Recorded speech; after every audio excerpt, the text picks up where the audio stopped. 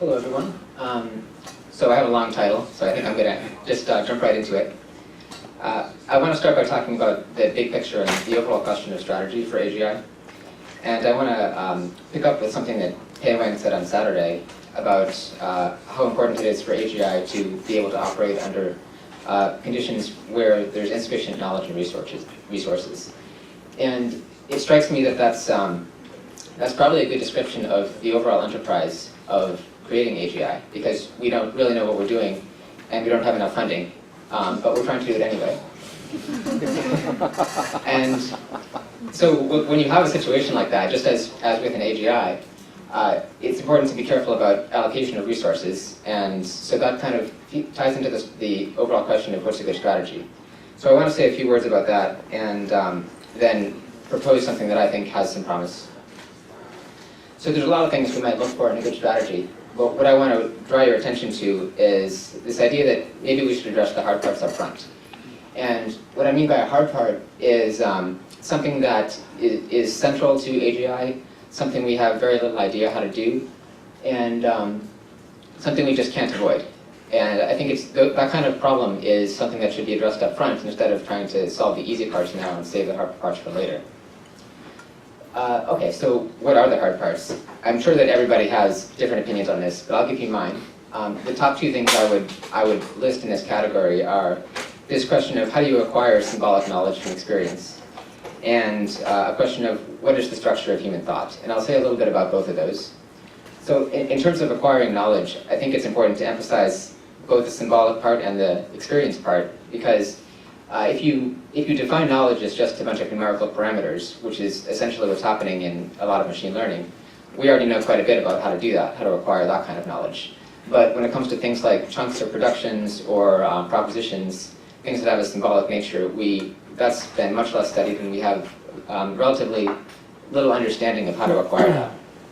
I also want to emphasize the experience part, because I think that in order for us to acquire a sufficient amount of knowledge for AGI, that knowledge has to be grounded in experience. There's some kind of connection to the sensory motor experience of an agent, and this is essentially the grounding problem. And then the second big issue, I think, is the structure of human thought. In other words, if you look at the kinds of thoughts we have as reflected by language, which you might call mentalese, what is the syntax of mentalese? What kind of inference rules do we use? I think a lot of that is quite unclear. There's a huge gap between the kinds of richness we see in human language and human thought on the one hand, and on the other hand, what we actually know how to formalize. The gap is very stark between, if you just look at the kinds of structure that we can fit into a sentence, things like tense, aspect, modality, parentheticals, adverbials, all this complexity, conjunctions, and then you compare that with something like propositional logic or predicate logic. The propositional content of a sentence is only a very small part, but that's sort of the only part we have a widespread agreement on how to formalize. So I think this is an important question, and it's one that it's hard to see how we're going to get human-level AI without having something that resembles a human train of thought. So I think that question is important. So here's my proposed strategy for addressing some of these issues. The proposed strategy is to study what humans do when we are tasked with figuring out novel environments, and then just try to build systems that do something similar to what we do. So to make that more precise, we have to say something about what kind of environments we're talking about. We want a bunch of them, because it's hard to learn anything from one example. We'd like to pick environments that are simple so we can actually make progress in the short term. And we'd like to pick environments where machines are currently weak, but humans are strong, so that we can really highlight the difference and try to close the gap. So I want to propose one possibility, certainly not the only one, but that I think meets some of these requirements, and it's what I call a system induction game. And the way these games work is essentially you have a black box, and at every time step, this black box accepts an input symbol, and it produces an output symbol. And the goal of the game is just to understand, based on observing inputs and outputs to this box, based on your experience.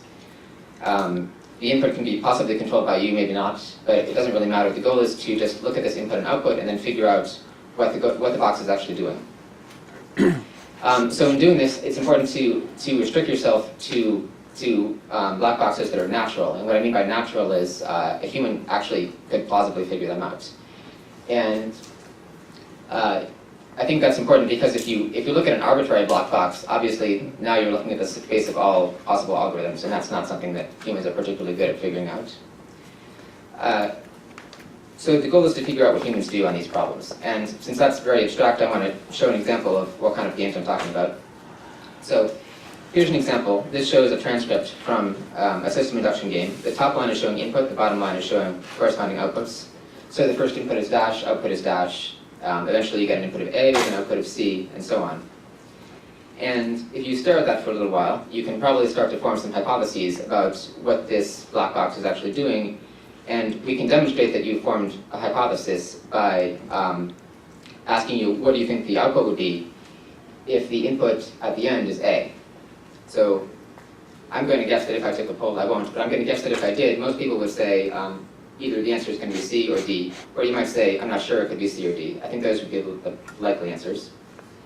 And then if I told you the output was D, and then we had the next input of dash, you would refine your theory and make another prediction, which I'm guessing for most of you would agree that the appropriate answer here is dash.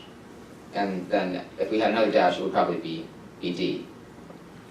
So the point of this is just to show you what kind of games we're talking about, and to illustrate that there actually are quote-unquote right answers to games like this. Some answers are better than others in terms of making these predictions. Okay, so well, let me say one more thing about this methodology. So I said that our goal was to figure out something about how humans attack problems like this.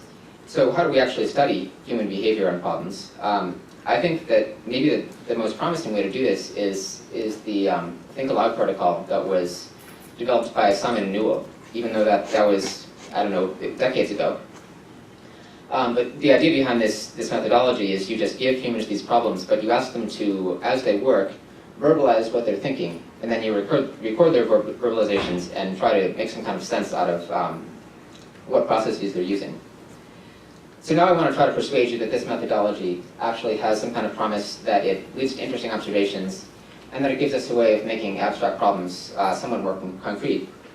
So to do that, I want to just tell you about some preliminary observations that I've made playing these games myself, which is, of course, that should be taken with a huge grain of salt, because you can't generalize a whole lot from one experiment or from one subject.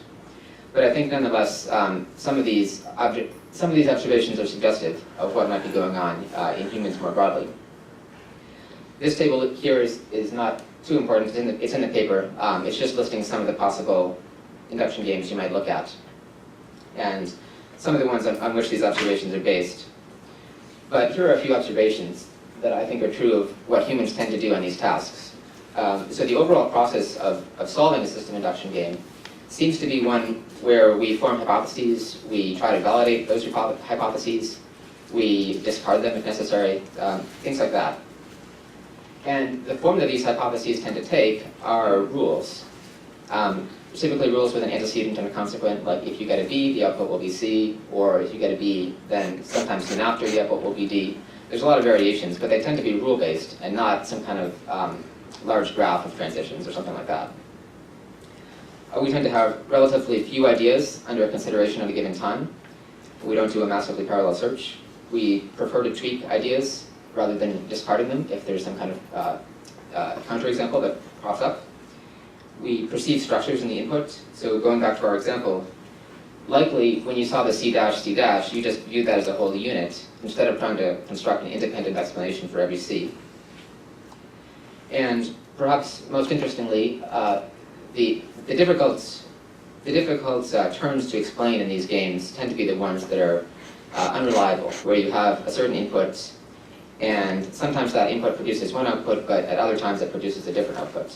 How do you explain that? I think the theories that people tend to reach for most readily are first to look at the recent history of what the inputs and outputs were, and see if there's an explanatory factor that can be found there.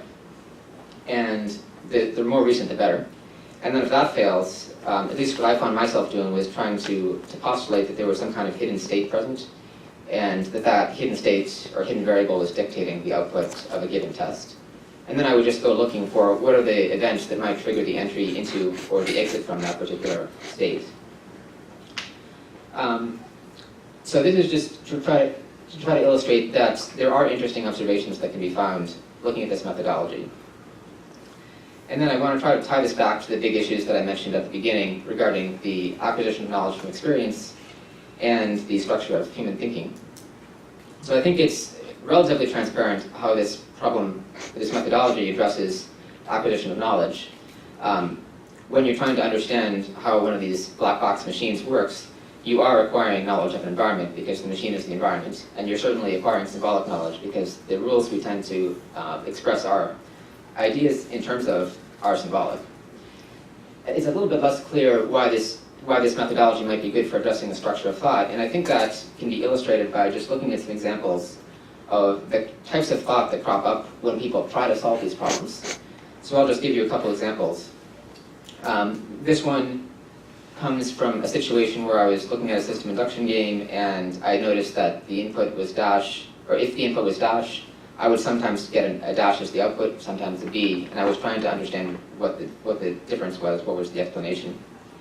And so when I was doing Think Aloud protocol, one of the things I wrote down was my hypothesis is that having had 2 C's since the last dash is necessary and sufficient, but I'm not really sure yet. I would like to at least see that C is insufficient and that 2 C's are sufficient. So what's interesting here is just the degree of richness in this thought. We're not just making a hypothesis in isolation, where we have a lot of different kinds of qualifications that are sort of added to this. We mentioned a degree of confidence that we have. We're quote-unquote not really sure yet. We mentioned the kind of hypothetical information we would like to have, and not just what we'd like to have, but we say it's a lower bound on what we'd like to have. So that kind of complex thought, I think we don't really have any good way to formalize yet, and I think that's important to work on that. This is just one more example. I won't read the whole thing, but some of the things that happen here are when we get surprised by something, we indicate that there's a lot more usage of degrees of belief, and we can even reify the state of knowledge that we currently have as sort of an object in its own right, and start to discuss that and predicate it, which I think ties into something Chris was saying earlier about how we need to have an understanding of our understanding. And so this kind of thing actually does show up empirically, I think. Okay, so in conclusion, I just want to leave you with a couple opinions. First, I think it's good to be explicit about strategy and talk about where do we think the critical blocks are that are preventing us from getting AGI? After all, it's been 60 years and we're still stuck. And what are the concrete problems that we can use to address some of those issues? And then I would propose that possible blocking issues involve acquisition of symbolic knowledge from experience and the structure of human thinking. And I would also propose that these questions would be good to address empirically. All right, that's it.